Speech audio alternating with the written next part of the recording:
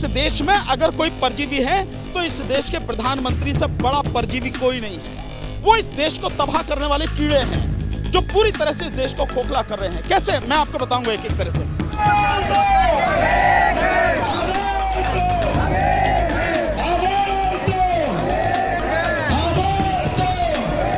आंदोलनजीवी होना अपने आप में इस देश के संविधान को बचाने वाला होना।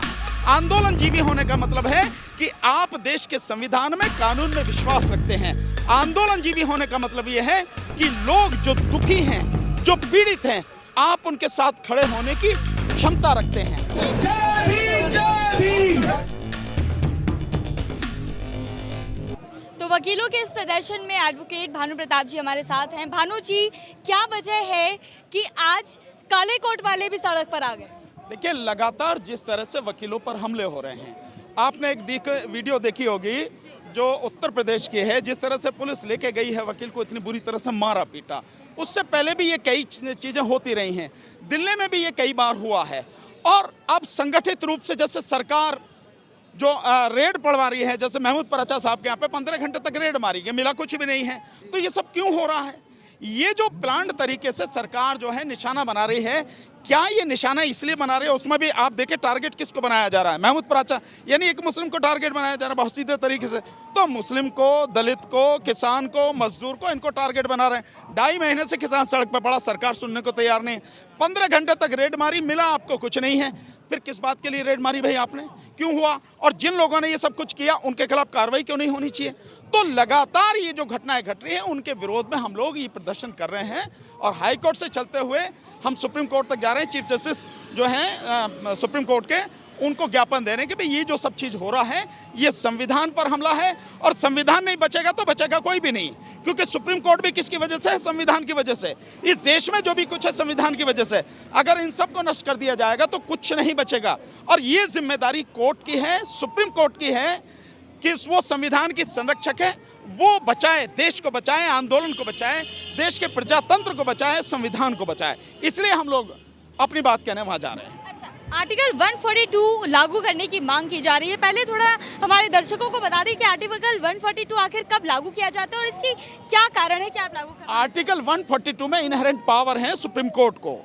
वो कंप्लीट जस्टिस, एक वर्ड उसमें इस्तेमाल है, कंप्लीट जस्टिस के लिए सुप्रीम कोर्ट जो ठीक समझे वो कर सकती है। इसीलिए हम उसको कह रहे हैं, क्योंकि संविधान में कोर्ट को अधिकार है और कोर्ट ही उसको लागू कर सकती है। इसीलिए हम जो उसके सामने जा रहे हैं कि भाई आपने अपने अधिकार हैं उनका प्रयोग करो। जब पूरा देश बर्बाद हो जाएगा, क्या तब प्रयोग करोगे? या तब भी प्रयोग नहीं करोगे तो कब करोगे आप? कोर्ट की जिम्मेदारी क्या है? संविधान को बचाना, देश के लोकतंत्र को बचाना। और सुप्रीम कोर्ट को तो तब भी समझ जाना चाहिए कि जब 4 सीनियर जजेस आके कहते हैं कि सुप्रीम कोर्ट में सब कुछ ठीक नहीं चल रहा, लोकतंत्र इस देश का खतरे में है, लगातार ये सारी चीजें आ रही हैं और 2.5 महीने से किसान भी सड़क पर बैठा है, कब समझेगी कोर्ट? इसीलिए कोर्ट को बताने जा रहे हैं। अगर वकील जो अपने हाथ में कानून लेता है तो फिर उसकी बात अलग हो जाएगी, पर हम कानून को मानने वाले हैं, संविधान का सम्मान करने वाले हैं। इसलिए हम लोकतांत्रिक तरीके से जो हमारा अधिकार है, हम उसके तहत अपनी बात कहने जा रहे हैं। भानु जी, जब भी कोई आवाज उठाता है, आंदोलन करता है, आप प्रदर्शन कर रहे हैं, फिर आपको प्रदर्शनजीवी कहेंगे? नहीं, वो तो कह भी रहे हैं, कुछ भी कह रहे हैं, प्रदर्शनजीवी, आंदोलनजीवी। लेकिन एक बात समझो आप, इस देश में आंदोलनजीवी होना, देश में नहीं दुनिया में आंदोलनजीवी होना बड़े सम्मान की बात है। आंदोलनजीवी होना, प्रदर्शनजीवी होने का मतलब यह है कि आप जिंदा हैं, आप मुर्दा नहीं हैं, आप जिंदा लाश नहीं हैं। देश में कहीं भी कुछ भी गलत घट रहा है, आप उससे प्रभावित होते हैं। किसी के दुख दर्द में शामिल होने की अगर आपके अंदर शक्ति है और संवेदना है, आप उसके दुख दर्द में शामिल हो रहे हैं, इससे बढ़िया कोई बात हो नहीं सकती। तो आंदोलनजीवी होना अपने आप में इस देश के संविधान को बचाने वाला होना है। आंदोलनजीवी होने का मतलब है कि आप देश के संविधान में, कानून में विश्वास रखते हैं। आंदोलनजीवी होने का मतलब यह है कि लोग जो दुखी हैं, जो पीड़ित हैं, आप उनके साथ खड़े होने की क्षमता रखते हैं। आंदोलनजीवी होना अपने आप में एक बहुत बड़ी बात है। लेकिन प्रधानमंत्री ने जो कहा ना, आंदोलनजीवी परजीवी, परजीवी होता है एक पैरासाइट, कीड़ा होता है जो किसी फसल पर लग जाए, किसी पौधे पर लग जाए, उसे खा जाता है। तो इस देश में अगर कोई परजीवी है तो इस देश के प्रधानमंत्री से बड़ा परजीवी कोई नहीं है। वो इस देश को तबाह करने वाले कीड़े हैं जो पूरी तरह से इस देश को खोखला कर रहे हैं। कैसे, मैं आपको बताऊंगा एक एक तरह से। अगर प्रधानमंत्री को इलेक्शन जीतना हो तो प्रधानमंत्री बेईमान इलेक्शन कमीशन पर और ईवीएम मशीन पर जिंदा है, तो परजीवी हुए प्रधानमंत्री जी को अपना झूठ फैलाना हो तो उनका जो गोदी मीडिया है उस गोदी मीडिया पर निर्भर है प्रधानमंत्री। इसका मतलब यह है कि परजीवी हैं, उस पर निर्भर हैं। दूसरा, अगर प्रधानमंत्री को किसी भी अपनी जो बातें हैं, जो सब कुछ ये पुलिस के माध्यम से करवा रहे हैं, जो भी उन्होंने सब करवा रखा है, इसका मतलब ये उन दूसरों पर निर्भर है। ये प्रधानमंत्री को सोचना है। ये प्रधानमंत्री इस देश में जिस समय बुरी हालत है, 35 करोड़ लोग बेरोजगार हैं, जो लोग सरकारी सेवा में हैं उनकी तनख्वाह भी ढंग से नहीं दी जा पा रही है, ठीक है ना, डीए वगैरह जो है फोर्स का भी डीए रोक रखा है। उस समय में प्रधानमंत्री 20,000 करोड़ के 2 जहाज अपने घूमने के लिए लेके आते हैं। तो कौन है प्रधानमंत्री? इस देश के खून को चूस रहे हैं, परजीवी हैं प्रधानमंत्री। इस देश में अभी आप जहां से चलते आए हैं, राजपथ पे आपने देखा दोनों तरफ की जो बिल्डिंग है उन्हें तोड़ा जा रहा है, और 20,000 करोड़ का विस्ता प्रोजेक्ट है।